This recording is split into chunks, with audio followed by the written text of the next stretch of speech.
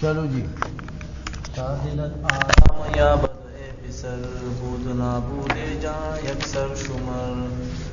از عذاب قاہ حق ایمن مباش در پہ آزار ہر مومن مباش در بلا یاری مخوا از ہیج کس زانکی نبود جز خدا پر یاد رس ہر کرا رنجان دے نو عذرش بخوا تا نباشد خصم تو در عرصگا گرغنا خواہد کسے از ظلمن در قناعت میں توانش یافتن. اچھا اب کہتے ہیں کہ تعدلت آرام یا بدء پسر، اس کے لیے کہ آپ کا دل آرام پا لے، تا اس کے لیے دلت کہ تیرا دل آرام یابد آرام پا لے، اے پسر اے بیٹھے، یعنی دل کو آرام پانے کے لیے کیا کام ضروری ہے؟ کہتے یہ کہ بود نابود جہاں یکسر شمع، کہ دنیا کا جان دنیا کا ہونا نہ ہونا ایک جیسا شمار کا، پیسہ آیا کوئی فرق نہیں پڑا یار، نہیں آیا تو بھی رخصت کرو فی امان اللہ. اور جیسے حضور شیخ عبد القادر جیلانی رضی اللہ تعالیٰ عنہ کا یہ مقام تھا نا، دیکھو ان کی کرامات میں یہ آتا ہے کہ بہت بڑے تاجر بھی تھے نا، تو ممبر پر بیٹھے ہوئے تھے، یہ علامہ شتنوفی نے یہ کرامت لکھی ہے. ممبر پر بیٹھے ہوئے ایک آدمی آیا، وعظ فرما رہے تھے، اس نے ادھر سے آواز دی، حضرت وہ آپ کا جہاز نہیں آ رہا تھا ہماری تجارت کا، وہ خبر آئی ہے کہ وہ سمندر میں ڈوب گیا ہے، پورا جہاز ڈوب گیا. اچھا سینے میں ایسا سر ڈال دیا تھوڑی دیر، الحمدللہ، پھر واز شروع کر دیا، واز کرتے رہے. تھوڑی دیر بعد پھر وہی قاصد ہے یا دوسرا آیا، انہوں نے کہا حضرت وہ جو خبر آئی تھی نا کہ وہ مال ڈوب گیا، وہ خبر غلط نکلی، صحیح خبر آ گئی ہے کہ جہاز صحیح سلامت آ رہا ہے. آپ نے پھر مراقبہ کیا، سر اٹھایا، الحمدللہ. اب واز جب ختم ہوئی تو لوگ بیٹھے ہوئے تھے، وہ تو لکھنے والے لوگ تھے، آپ کے مواعظ کو لکھتے تھے لوگ، بڑے بڑے اقطاب اور اولیاء بزرگان دین علماء آتے تھے، آپ کے ملفوظات کو لکھتے تھے. تو علماء نے سوال کر دیا کہ حضرت آج تو آپ نے خلاف شرع کام کیا ہے. کیا خلاف شرع کام کیا؟ تو وہ جو خبر آئی نا پہلے والی خبر کی مال ڈوب گیا، وہ تو غم اور مصیبت کی خبر تھی، تو مصیبت کے وقت تو انا للہ و انا الیہ راجعون کا حکم ہے، تو آپ نے کہا الحمدللہ. تو دوسری خبر میں الحمدللہ کہنا ٹھیک ہے، وہ خوشی کی خبر تھی، لیکن پہلی خبر میں تو شرعاً انا للہ و انا الیہ راجعون کہنا چاہیے تھا آپ کو، تو آپ نے کہا الحمدللہ. اچھا یہ خلاف شرع ہے. جواب دیتے ہیں کہ دیکھو تم لوگ ظاہر بین لوگ ہو نا، ایک طرف چلے جاتے ہو، ایسا نہیں ہے. وہ جو غم کی خبر آئی تو میں نے اپنے دل کا جائزہ لیا، مراقبہ ہوا کہ میرے دل کے سکون اور اطمینان میں مال کے جانے کی وجہ سے کوئی سکون اور اطمینان میں فرق آیا ہے. تو میں نے جب اپنے دل کا جائزہ لیا تو میرے دل کے طمانیت میں اتنا فرق بھی نہیں آیا تھا. میں نے کہا الحمدللہ. تو میں نے اپنی طمانیت کے اوپر، اطمینان قلبی کے اوپر میں نے الحمدللہ کہا ہے، مال کے جانے آنے پر نہیں کہا. تو پھر جب دوبارہ خبر آئی خوشی کی، پھر میں نے دل کا جائزہ لیا کہ میرے دل کی طمانیت میں کوئی اضطراب آیا ہے، مال کے ملنے کی وجہ سے کوئی خوشی آ گئی ہے، کوئی اضطراب آ گیا، یا حالت وہی ہے. تو میں نے جب اندازہ لگایا تو وہی طمانیت کی حالت تھی. میں نے کہا الحمدللہ. تو مال کا آنا جانا یہ ان کے نزدیک برابر چیز تھی، آیا تو آ گیا، نہیں آیا تو نہیں آیا. تو کہتے ہیں دیکھو تا دلت آرام یا بدے پسر، اس کے لیے کہ تیرا دل آرام پالے اے بیٹھے، اس کے لیے کیا ضروری ہے کہ بود و نابودی جہاں یکسر شمو، کہ ہونا نہ ہونا دنیا کا، یعنی دنیا کی نعمتوں کا، یہ کیسے سمجھ، یکسر شمو، ایک جیسا شمار کرو، ہیں نعمتیں ہیں، نہیں ہے، یہ نہیں کہ نہیں ہے تو فریاد کریں کہ او میں تو بھوکا مر گیا، ہے تو اللہ کا شکریہ ادا نہیں کرتا۔ از عذاب قہر حق ایمن مباش، ہاں حق مانے اللہ تعالی، قہر مانے اس کا قہر، اللہ کے قہر کے عذاب سے ایمن مباش، محفوظ نہ رہو، اپنے آپ کو محفوظ نہ سمجھو کہ میں تو اللہ کا بڑا مقرب ہوں، مجھے کہاں وہ عذاب دے گا، نحن ابناء اللہ واحباؤہ، ہاں جیسے اسرائیلی کہہ رہے تھے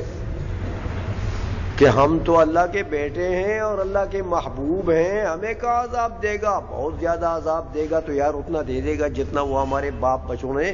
وہ بچڑے کی عبادت کی ہے نا، اتنے دن عذاب دے دے گا بس، باقی تو وہ ہم اس کے بیٹے نہیں ہیں، کہ اللہ کے قہر کے عذاب سے ایمن مباش، امن میں اپنے آپ کو نہ سمجھو کہ بس میں تو اللہ کا محبوب، در پے آزار ہر مومن مباش، پیچھے آزار کے ہر مومن کے مباش نہ رہو، سمجھ آئیے، آزار مانے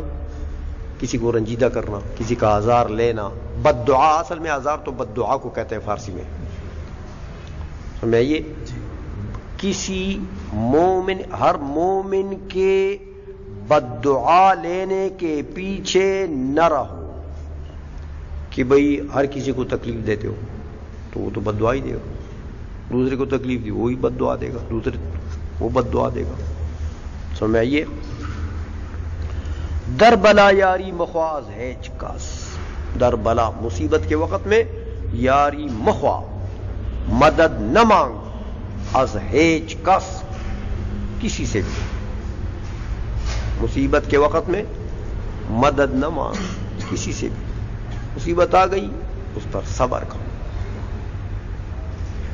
اس پر یہ نہیں ہے کہ تو چیخے مارتا ہے آؤ میری مدد کرو میں تو مر گیا، میں تباہ ہو گیا، سمجھ آئیے، کیوں کہتے ہیں زاں کی نبوت جز خدا فریاد رس، وجہ یہ ہے، زاں کی وجہ یہ ہے کہ نبوت نہیں ہے جز خدا اللہ جل مجدو کے علاوہ فریاد رس، فریاد کو پہنچنے والا،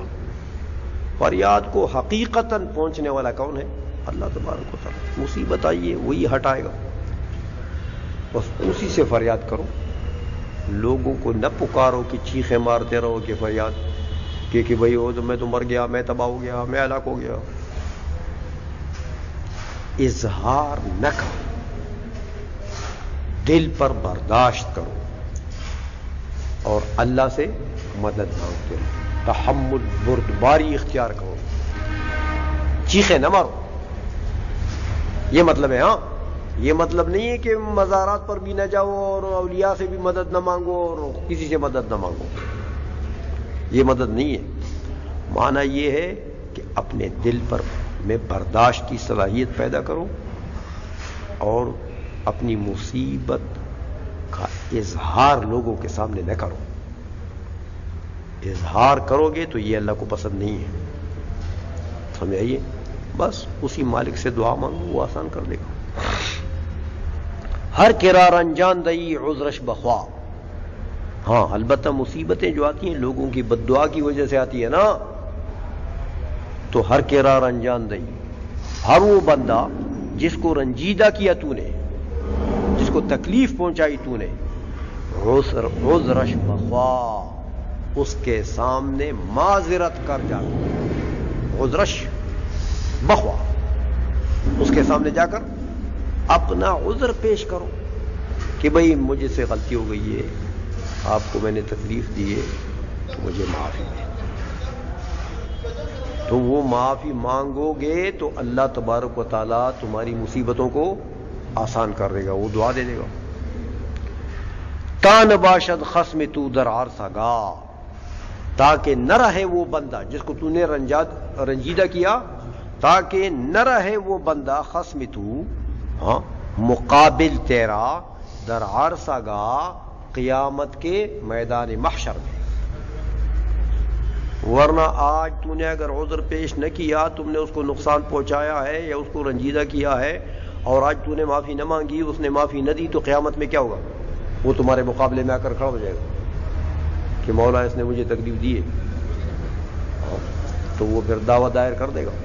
خصم بن جائے گا تمہارا۔ گر غنا خواہد کسی الظلم نن، اگر غنا چاہتا ہے کسی کوئی بھی، الظلم نن احسان کرنے والی ذات سے، ظلم نن کون ہے؟ باری تعالیٰ کی ذات۔ گر غنا خواہد، اگر غنا چاہتا ہے کسی کوئی بھی، الظلم نن احسان کرنے والی، احسانات کرنے والی ذات سے، تو در قناعت می توانش یافتن، تو قناعت کے اندر می توانت ہو سکتا ہے یافتن پانا اس غنا کا۔ ہاں قناعت کرو، جتنا جو کچھ نعمت اللہ نے دی ہے اس پر صبر، اور مزید نعمتوں کے پیچھے، دنیا کے پیچھے بھاگنے سے نفس کو کنٹرول کرو، اس کو قناعت کہتے ہیں۔ ما عندک من النعم فعلیہ شکر وحبس النفس عما لیس عندک، جو نعمتیں نہیں ہیں اس سے نفس کو کنٹرول کرو، اور جو ہے اس کا شکر کرو، اس پر شکر کرو، اس کو کہتے ہیں قناعت۔